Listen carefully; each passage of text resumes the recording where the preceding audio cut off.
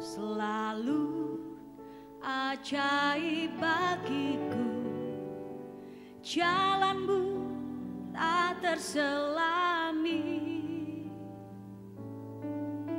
Saat kau yang membuka pintu, tak ada yang menutupnya. Kau selalu ajaib bagiku, jalanmu tak terselami. Saat kau yang membuka pintu, tak ada yang menutupnya. Masih ada jalan terbuka untukku, masih ada jalannya Tuhan, masih ada jalan terbuka untukku. Kulihat kebesaran-Mu. Mari jemaat saja katakan, Kau selalu ajaib buat hidup kami. Kau selalu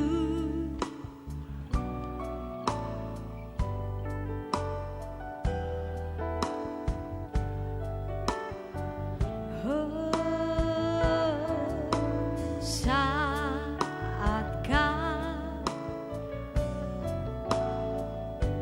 tak ada. Bersama-sama dengan percaya kita mau nyatakan, masih ada jalan terbuka untukku, masih ada jalan. Sungguh kami percaya, masih ada jalan terbuka untukku. Kulihat masih ada jalan terbuka buat setiap kita. Masih ada jalan terbuka untukku, masih ada jalannya Tuhan, masih ada jalan terbuka untukku. Kulihat kebesaran-Mu. Mari bersama-sama kita bagi berdiri, sama-sama angkat tangan kita dengan iman, kita mau katakan, masih ada jalan terbuka untukku, masih ada jalan. Oh, masih ada jalan terbuka untukku. Kulihat kebesaran-Mu. Lebih percaya lagi dengan iman, katakan masih ada yang terbuka buat setiap kita. Masih ada jalan terbuka untukku, masih ada jalan. Oh, masih ada jalan terbuka untukku. Kulihat kebesaran-Mu. Kulihat kebesaran-Mu. Kulihat kebesaran-Mu.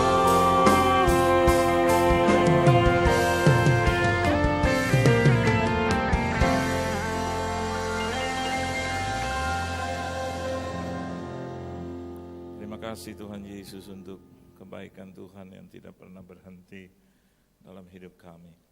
Terima kasih untuk kasih setia Tuhan. Terima kasih untuk kehidupan, untuk nafas, untuk kesehatan, untuk segala kecukupan dalam kebutuhan keperluan kami. Bahkan lebih dari itu kami akan menikmati sebagian dari perkataan firman-Mu. Berkata-kata Engkau Tuhan, kuasai ruangan ini serta ruangan hati kami yang terdalam. Di dalam nama Tuhan Yesus Kristus kami sambut firman-Mu. Haleluya. Amin. Beri tepuk tangan dulu yang meriah buat Tuhan. Silakan saudara duduk. Shalom. Terima kasih tentunya saya berikan kepada Tuhan kita Yesus Kristus yang mengundang saya, tuan rumah juga di tempat ini, gembala, koordinator dan juga seluruh jemaat Tuhan yang dikasihi Tuhan. Saudara bersuka cita, amin.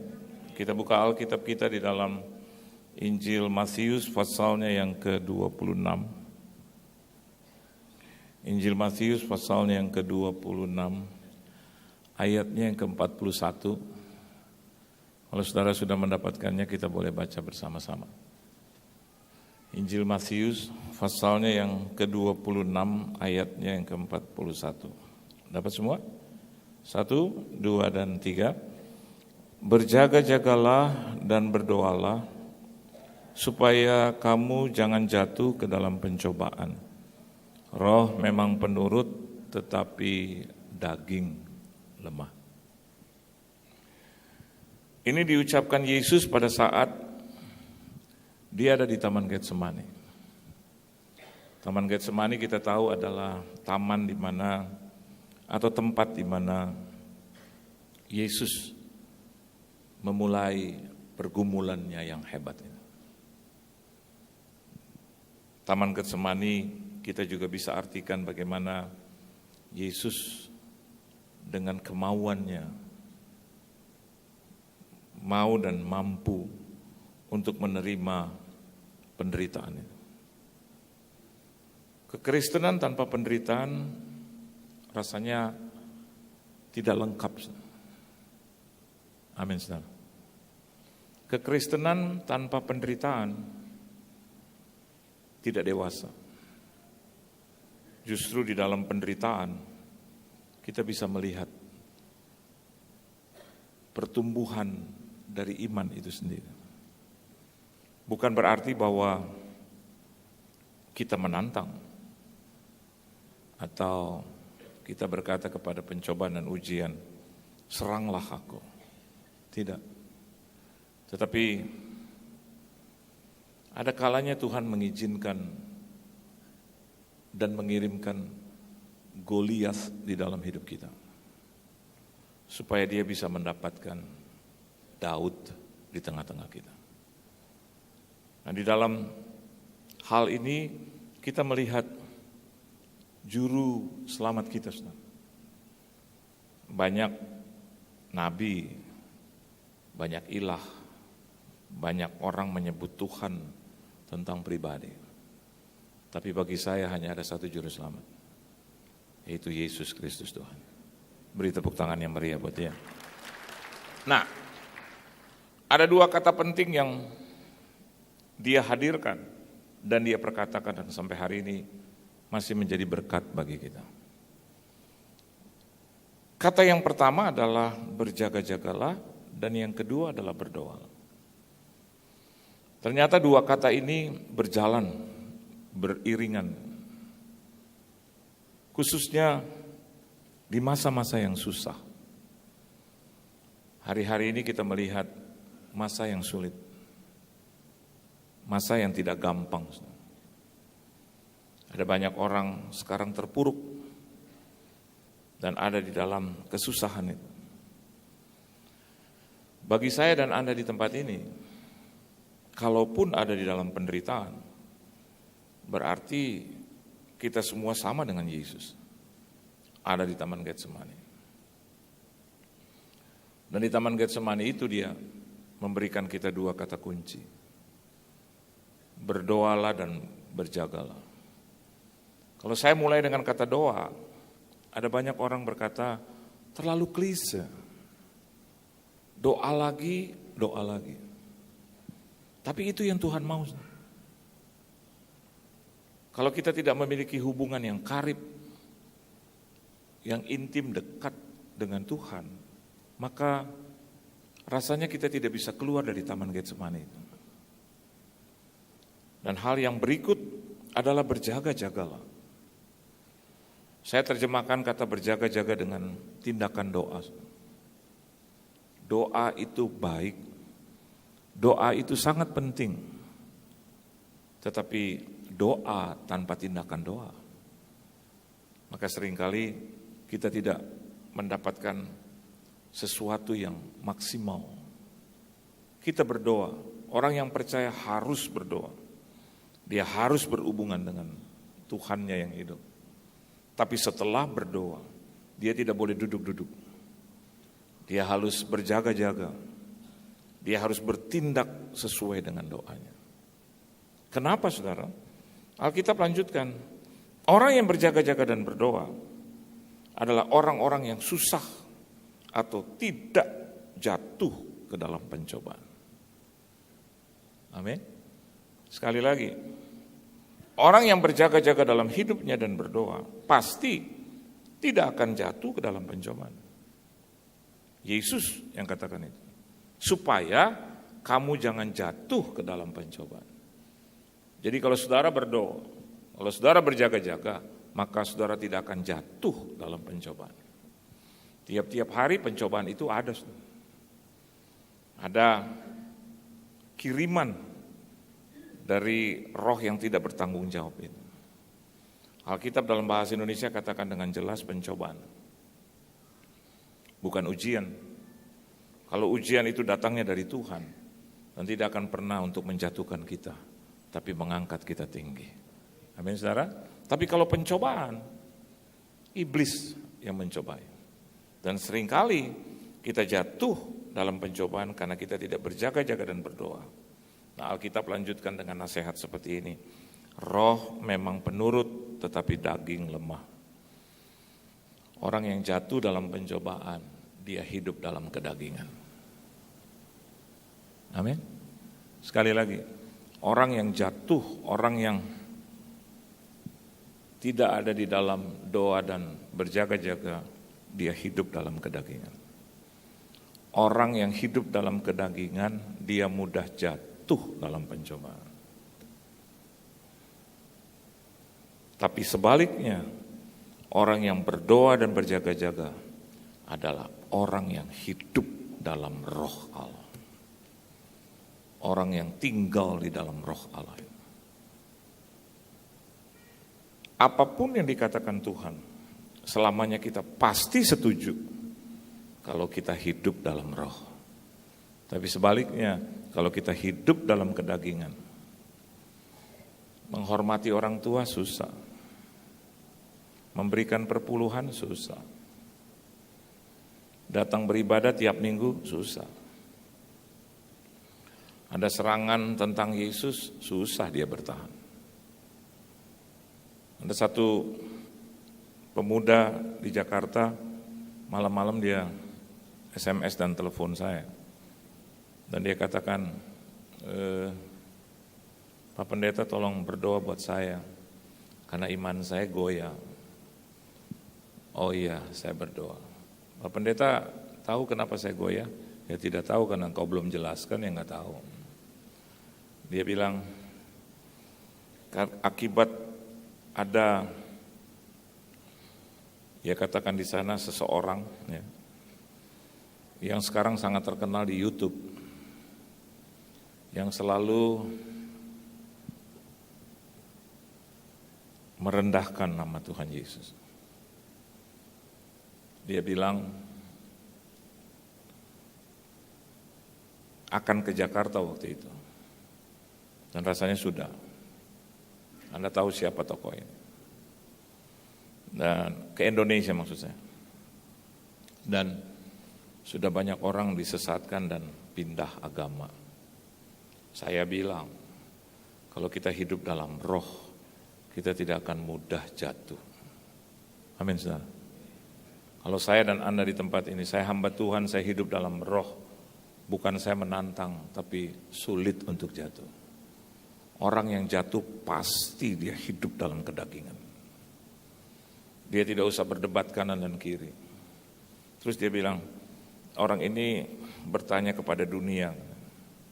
Seringkali dalam khotbahnya, tolong berikan kepada saya kata Yesus secara langsung, direct, bahwa dia adalah Tuhan dan sembahlah dia. Saya katakan, buat apa saya harus cari satu ayat itu? Dan saya meninggalkan ribuan ayat yang lain. Bagi saya, Yesus adalah juru selamat saya dan tidak akan pernah berubah. Yesus yang memberi makan saya, Yesus yang menyelamatkan saya, Dia yang peduli atas hidup saya. Siapa orang itu? Ada di tengah-tengah terus tiba-tiba dia berkata seperti itu. Kenapa dia mensesah nama Yesus? Karena nama Yesus adalah nama yang paling terkenal di muka bumi. Beri tepuk tangan buat saya. Sudah cukup. Dan sebagai seorang Kristen, Anda tidak harus ada di posisi perdebatan. Karena iman tidak untuk diperdebatkan. Amin, saudara. Iman tidak untuk diperdebatkan. Bahkan iman tidak harus didiskusikan. Iman itu bicara tentang masing-masing pribadi. Ketika Anda percaya bahwa Yesus lahir dalam hidupmu, biar Yesus buat engkau. Dan bagikan kepada orang lain. Kalau orang lain tidak terima, kau bagikan kepada orang yang lain lagi. Kepada orang yang lain lagi. Pertumbuhan itu biar Tuhan yang melakukan. Bagi saya dan Anda di tempat ini, hanya bersaksi, hanya menyatakan Yesus adalah Tuhan. Kalau ada orang lain menolak, itu hak dia, saudara. Tapi bagi kita tetap tidak pernah berubah. Iman kita tidak pernah berubah. Kalau saya dan Anda di tempat ini hidup dalam roh, bukan dalam kedagingan. Nah, inti khotbah saya adalah begini. Pasti ada tanda orang yang hidup dalam roh. Amin. Mari kita lihat Kisah Para Rasul. Tanda yang spesifik, ya, tanpa harus mendengarkan ocehan yang tidak ada guna. Anda datang ke tempat ini, Anda mendapatkan firman yang sempurna. Anda mendapatkan pengajaran di gereja ini. Anda mendapatkan tempat yang tepat buat saudara untuk imanmu bertumbuh. Mari kita lihat, ya, orang yang hidup dalam roh. Kalau hari ini mungkin Anda tidak hidup dalam roh, maka Anda mudah jatuh. Tapi kalau Anda hidup dalam roh, maka mestinya Anda memiliki tanda-tanda seperti ini. Yang pertama, sebelum saya berikan yang pertama, mari kita lihat rewardnya dulu, saudara. Ya, jadi ada orang bilang, kalau aku tinggal di dalam roh, apa untungnya bagiku? Aku hidup dalam roh, apa untungnya bagiku? Anak-anak muda di tempat ini, aku hidup dalam roh, dalam kemudaanku, apa untungnya bagiku? Saya mau katakan buat saudara, segalanya kita akan memperoleh keuntungan. Dalam segalanya. Oleh sebab itu, mari kita lihat rewardnya dulu. Coba kita lihat ayat 47. Ya, di Tuhan begitu, saudara. Selalu ada reward. Amin. Supaya yang percaya kepadanya tidak binasa, melainkan beroleh hidup yang kekal. Ada reward di situ, ya. Ketika kita percaya, kita hidup dalam kekekalan. Amin. Nah, orang yang hidup dan tinggal di dalam roh juga dapat reward dari Tuhan, ya. Coba kita baca ayat 47. 1, 2, 3. Sambil memuji Allah. Kisah Para Rasul pasal yang kedua, Kisah Para Rasul pasal yang kedua, ayat yang ke-47. 1, 2, dan 3. Sambil memuji Allah. Dan mereka disukai semua orang. Stop. Apa, saudara? Disukai semua orang. Jadi orang yang hidup dalam roh disukai semua orang. Amin. Kan ada judul perikop di situ. Cara hidup jemaat yang pertama. Jemaat yang pertama itu kita melihat bagaimana awal Pentakosta ini. Bagaimana murid-murid yang pertama, jemaat yang pertama, murid-murid yang ada di dalam, hidup di dalam setelah salib, after the cross, kita melihat ada reward dari mereka, untuk mereka. Ayat 47 katakan sambil memuji Allahnya, itu berkenaan dengan ayat yang ke-46. Dimulai dengan kalimat yang baru, dan mereka disukai semua orang. Orang yang hidup dan tinggal di dalam roh disukai semua orang. Ada yang gak suka ya paling 1, 2. 1 tambah 2, 3. 1, 2, 3 lah. 1 tambah 2 tambah 3, 6. Tapi yang menyukai Anda hampir 1 kota. Yang menyukai Anda 1 kelurahan, 1 kecamatan. Kalau Anda hidup dan tinggal di dalam roh, banyak orang akan menyukai Anda. Dan untungnya adalah, kemanapun Anda pergi, ada banyak fasilitas. Amin. Kalau saya hamba Tuhan, terus saya khotbah, disukai banyak orang, ada untungnya buat saya. 2 bulan yang lalu saya pelayanan di Bandung. Hotelnya di atas, khotbahnya di bawah. Di bawahnya lagi mall. Habis khotbah, makan. Habis makan, biasalah keluarga. Bilang, "Papa, yuk kita ke mall." Saya bawa 2 anak saya dan 2 ponakan istri saya dan adik saya. Jadi kita bertuju. Ayo kita ke mall jalan-jalan. Jalan-jalan. Tiba-tiba ada counter, setengah gedung ini luasnya, setengah. Tulis besar-besar sale. Sale-nya 10%. Kita masuk, orang Indonesia kan nggak boleh lihat sale gitu. Kalau lihat sale sedikit, waduh udah. Kita masuk ke situ. Begitu masuk, lihat barang dan barangnya ternyata oke. Istri ambil 1 baju, 1 kaos. Anak-anak ambil 1 celana, 1 baju, 1 kaos. Ponakan juga begitu, 1 celana, 1 kaos. Adik juga begitu, 1 celana, 1 baju. Saya ambil 2 kaos, 1 celana. Segini. Masuk ke kasir. Begitu mau bayar, ada seorang bapak berdiri di sebelah kasir. Waktu lihat saya langsung, "Shalom." Saya jawab, "Shalom." Terus dia bilang, "Pak Pendeta Yohan Dumoino." "Oh iya betul." "Aduh Pak, aku diberkati banget sama khotbah Bapak." "Amin." Ngomong-ngomong Bapak siapa? "Itu jemaat di atas." "Oh. Terus Bapak di sini lagi belanja?" "Oh bukan, saya owner." Wah, anak saya dan istri saya, "Amin, amin, amin, amin," gitu. Dari belakang kor gitu, "Amin, amin, amin, amin," gitu.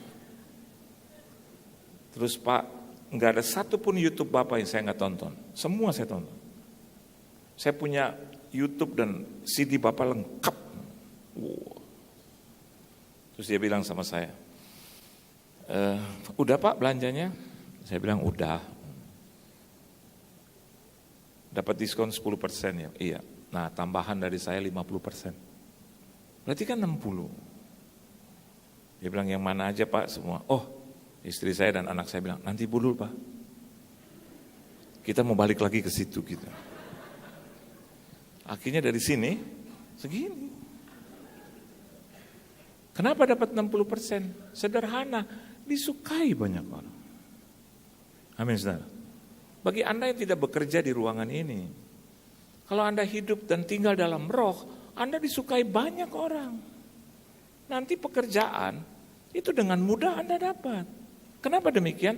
Karena Anda disukai banyak orang. Anda sedang berjalan di jalanan, ada orang naik mobil, dia berhenti. "Hai, Dodi, John." Terus kita bilang, "Halo, aduh mau kemana?" Kita bilang, "Ini mau jalan-jalan." "Ayo saya anter." "Gak usah, gak usah dibatalin." Masuk ke dalam mobilnya, "Kemana?" "Ini cuma mau ke pasar Turi," katakanlah begitu. Anda diantar. Kenapa demikian? That's your facility. Itu fasilitas, reward bagi orang yang hidup dan tinggal di dalam roh.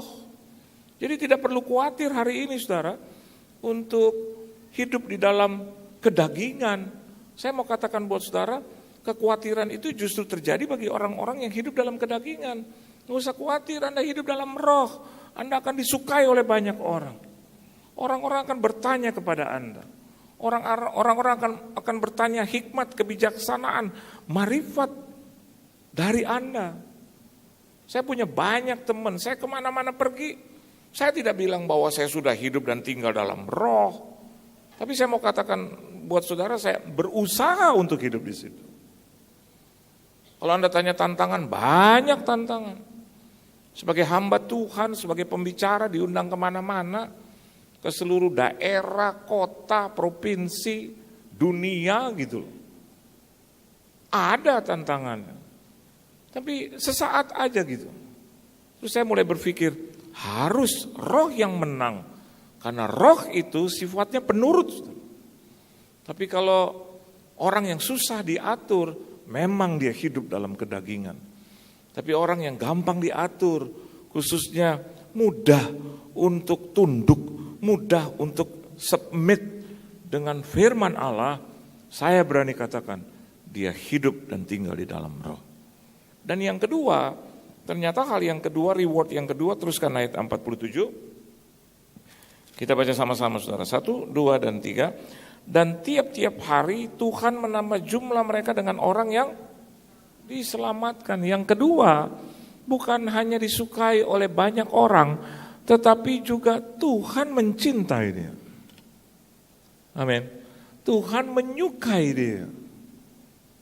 Kalau Anda hidup dan tinggal dalam roh, Tuhan suka sama Anda.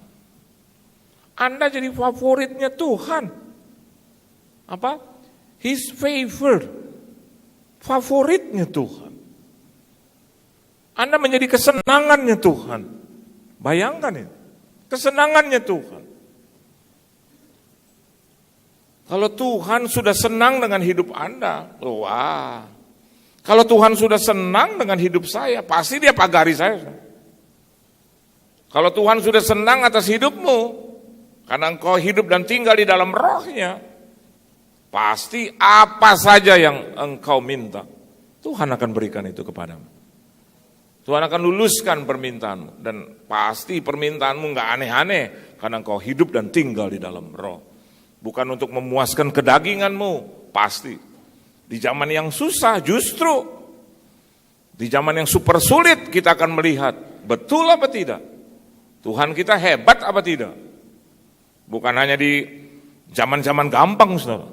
Justru di zaman-zaman sulit, zaman-zaman krisis, zaman-zaman susah, saya dan Anda di sini boleh uji, engkau punya Tuhan yang sempurna. Engkau punya Tuhan yang tidak pernah ingkar janji. Dia selalu menepati janjinya. Kalau tidak, saya tidak akan berdiri di tempat ini. Saya tidak akan melayani di tempat ini. Saya dari Jakarta, saya tahu pasti dan persis bahwa Tuhan yang sama-sama kita sembah adalah Tuhan yang hidup. Beri tepuk tangan yang meriah buat Tuhan. Nah, kalau kita sudah tahu rewardnya, mari kita melihat ciri orang yang hidup. Gaya hidup orang yang tinggal di dalam roh. Mari kita lihat ayat 41. Saudara. Baca sama-sama saudara. 1, 2, dan 3. Orang-orang yang menerima perkataannya itu memberi diri dibaptis, dan pada hari itu jumlah mereka bertambah kira-kira 3.000 jiwa. Kenapa? Karena pelayanan murid-murid seperti itu. Sukarela.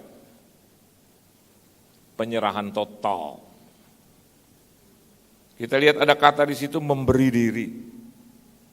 Surrender, menyerahkan diri. Jadi hal yang pertama, orang yang hidup dan tinggal di dalam roh, pasti dia memiliki ciri khusus. Hidupnya berserah kepada Tuhan. Amin. Sekali lagi, hidupnya berserah kepada Tuhan. Jadi kalau hari ini Anda berdoa kepada Tuhan, udah. Serahkan itu kepada Tuhan. Biar Tuhan yang menjawabnya. Kalau belum dijawab, tetap berserah kepada Tuhan. Ya namanya sudah diserahkan, jangan ambil lagi. Orang yang hidup dan tinggal di dalam roh harus seperti itu. Dia percaya betul kepada Tuhan. Dia serahkan hidupnya secara sukarela. Mau diatur oleh Tuhan. Amin. Suka-sukanya Tuhan. Ada lagu itu. Ya, suka-sukanya Tuhan. Terserah Tuhan. Dulu saya hidup banyak dalam kedagingan. Jadi susah diatur, sama Tuhan susah diatur. Untuk jadi hamba dia saja perlu waktu. Dan hari ini saya merasa rugi gitu. Kenapa enggak lebih dini lagi saya serahkan hidup saya sama Tuhan. Dulu saya banyak hitungan. Saya pikir kalau saya tidak hidup dalam kedagingan, maka saya rugi.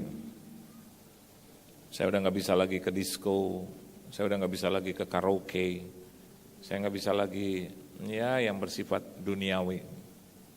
Dan bagi saya itu merupakan kerugian. Itu orang yang tinggal dalam kedagingan begitu.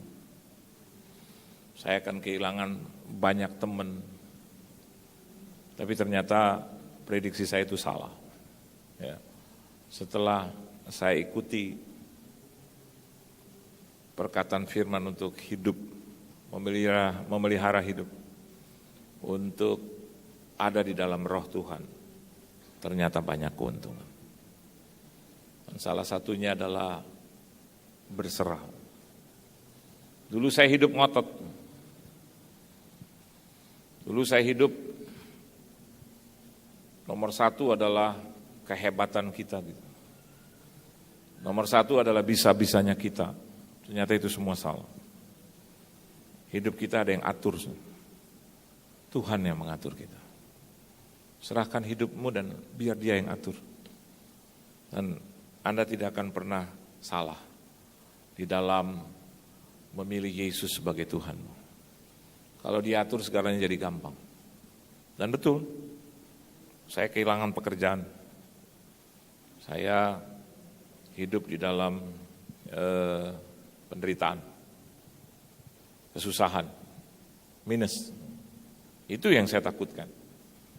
Ternyata apa yang saya pikirkan itu rasanya sudah mulai terjadi. Tapi saya bersyukur sama Tuhan. Ternyata itu membentuk saya. Dan 2 tahun pertama itu memang masa yang sangat sulit. Orang yang berserah kepada Tuhan enggak 1, 2, 3 terus ditolong, enggak. Tuhan tahu kok bagaimana mengatur kita. Tuhan tahu bagaimana membentuk kita. Anda tidak perlu tahu waktunya kapan Anda diangkat, biar urusan Tuhan. Dan perlu 2 tahun buat saya. Belajar hidup untuk berserah. Kadang sudah mau minta pertolongan manusia, terus ingat, sedang dibentuk Tuhan. Dan kadang mengandalkan manusia, manusianya mengecewakan. Dan akhirnya Tuhan kasih perbandingan itu. Tuhan kasih penglihatan itu kepada saya. Dan lama-kelamaan saya terbentuk. Mulai berserah kepada Tuhan. Kata kerennya, there will be Lord. Apapun yang terjadi udah Tuhan aja yang atur itu semua. Dan ternyata saya mau katakan dan bersaksi, saya tidak rugi. Bahkan banyak keuntungan yang saya dapat. Dari 2 tahun yang pertama, kehilangan semuanya sepertinya. Ya, semua saudara, saya jual semua. Bahkan rumah saya mau jual tapi saya berpikir ulang karena itu rumah kontrakan. Jadi nggak boleh gitu. Dan telepon, listrik udah mau dicabut. Tapi mama saya bilang sama saya, tetap bertahan, berserah sama Tuhan. Serahkan hidupmu sama Tuhan, maka dia akan bertindak. Memang awalnya rada susah. Tapi bisa karena biasa. Setelah 2 tahun itu, wow, saya lihat langkah Tuhan itu super dahsyat. Dan hari ini rasanya saya malu gitu. Kalau saya melihat hidup saya dulu yang bergantung kepada manusia, yang menyerahkan hidup kepada manusia lain, ternyata itu tidak pantas. Orang yang hidup dan tinggal di dalam roh, dia serahkan hidupnya ke dalam tangan Tuhan. Saya namakan ini life surrender. Ya. Mungkin Anda mengenal orang kaya, mungkin Anda mengenal orang penting. Saya mau katakan buat Anda, Tuhan lebih penting dari engkau. Tuhan lebih kaya daripada orang kaya yang pernah Anda kenal. Karena Dia yang menciptakan semua orang kaya, saudara. Jadi Anda tidak perlu datang ke ke remah-remahnya. Anda datang ke sumbernya saja. Maka Dia tidak akan pernah mempermalukan Anda. Hidup berserah kepada Tuhan. Orang yang punya penyakit, serahkan dalam tangan Tuhan. Udah, ya. Mau sembuh, mau enggak, udah urusan Tuhan. Serahkan dalam tangan Tuhan. Anda perlu ke dokter, harus Anda perlu ke dokter, ya. Tapi saya mau katakan buat Anda, kesembuhan itu datangnya dari Tuhan. Dokter hanya bisa mengobati. Tapi kalau Anda berserah penuh kepada Tuhan, tetap masih ada jalan keluar di situ. Dan yang kedua, ciri orang yang hidup dan tinggal di dalam roh, ayat 42. Mari baca bersama-sama. 1, 2, dan 3. Mereka bertekun dalam pengajaran rasul-rasul dan dalam persekutuan. Dan mereka selalu berkumpul untuk memecahkan roti dan berdoa. 5 in 1. Apa? 5 in 1. Mana yang 5? Yang 5 adalah pengajaran, persekutuan, perkumpulan, pemecahan roti, dan berdoa. Dan itu diikat dengan satu hal. Alkitab katakan ketekunan, bertekun. Yang kedua, ciri orang yang hidup dan tinggal di dalam roh, dia hidup dalam ketekunan. Life persistence. Jadi orang-orang yang hidup dan tinggal di dalam roh adalah orang yang tidak meninggalkan gereja. Amin. Orang-orang yang hidup dan tinggal di dalam roh adalah orang-orang yang tidak meninggalkan doanya. Anda tidak boleh datang ke sini sekali dua kali gak dijawab terus Anda berhenti beribadah. Anda dengar khotbah nggak boleh ya di tengahnya tidur, di tengahnya baca SMS, ngobrol gitu. Itu bukan ketekunan. Anda harus fokus, di dalam ketekunan ada fokus. Karena persoalannya bukan di sini, saudara. Persoalannya ketika Anda keluar dari gedung ini, masalahnya ada di situ. Kalau minggu lalu Anda datang ke tempat ini, minggu ini Anda datang ke tempat ini, minggu depan canangkan Anda harus datang lagi ke tempat ini. Di tengah khotbah nggak boleh tidur. Halo, halo, amin. Jangan begini-begini di hadapan Tuhan. Utang banyak mau dibayar bagaimana ini? Saya aja lihat begitu aja suka bukan emosi tapi suka kecewa gitu. Kok datang ke gereja tidur sih? Kenapa sih? Sedangkan mau ditolong gitu. Tuhan bayar utangku 40 juta, Tuhan bilang 2 juta juga enggak lah. Kenapa? Dia dengar khotbah. Dia dengar apa? Kalau begitu hidup dalam kedagingan. Saya nonton bola loh tadi. Sampai perpanjangan waktu, bos. Jam 5 itu. Tetap seger. Karena kalau saya nggak seger, Pak, saya hidup dalam kedagingan. Tuhan bilang ini, lo nonton deh bola. Cuman gue minta sama lo. 5:30 udah siap. Saya bilang, siap bos. Kenapa kuat? Nggak tidur. Bagaimana mau tidur dari jam 5 ke 5:30? 5:30 istri saya udah siap. Jadi jam 5 lewat seperempat saya udah mandi. Tanya dia. Dan Anda satu kali, saya nanti sampai jam 7 malam nih. Terus teman jam 7 keluarga dari istri saya udah bilang mau ketemu. Terus jam 9 sama teman-teman saya yang lain. Terus belum lagi ada bola lagi jam 1, jam 2. Tapi saya nggak lihat saya jadi, ya, pada saat saya memuji Tuhan terus, nanti bisa disorot oleh, ya, kamera kan lucu banget gitu. Anda lagi, wah, ya, tiba-tiba lihat, pengkhotbahnya lagi. Kalau Anda dengar khotbah, lurus dong. Amin. Posisi duduk lurus. Jangan miring-miring. Ini bukan bioskop nih Pak, Bu. Ini kan bicara tentang hidup dalam roh. Amin, saudara. Dan kita sudah sepakat tentang ayat 47. Disukai manusia, dicintai Tuhan. Dan nanti yang petik hasilnya adalah saudara. Jangan hanya hebat terus, konseling terus. Pak, tolong Pak, Bu, tolong Pak, Bu, doakan saya. Jangan hebat di situ. Hebat dalam ibadah. Amin.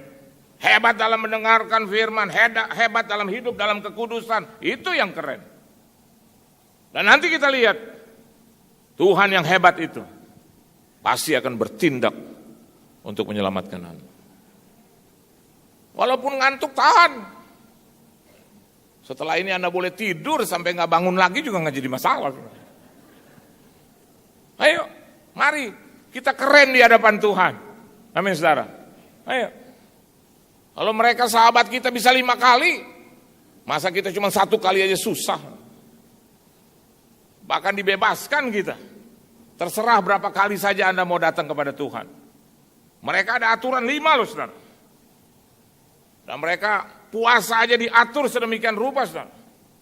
Ya, sampai jam 6 sore dari jam 5 gitu, sampai jam 6 sore. Kita nggak ada aturan itu. Terserah kita, Anda mau puasa kayak enggak.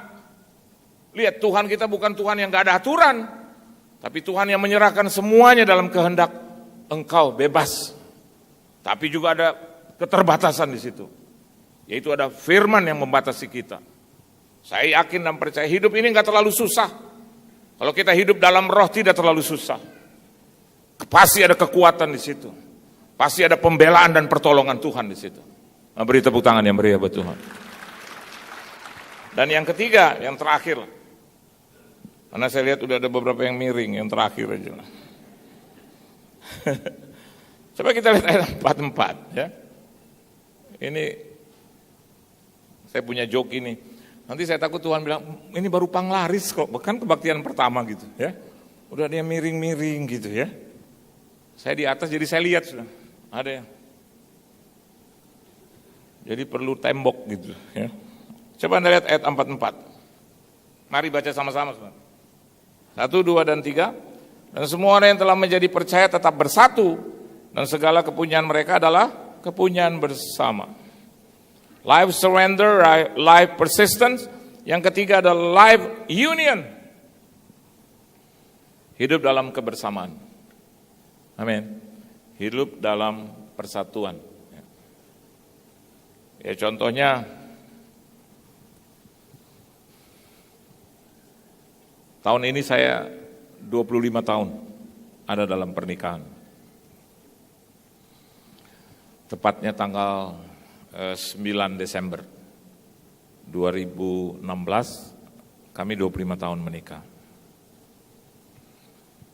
Saya mau undang saudara semua, kalau tempatnya cukup.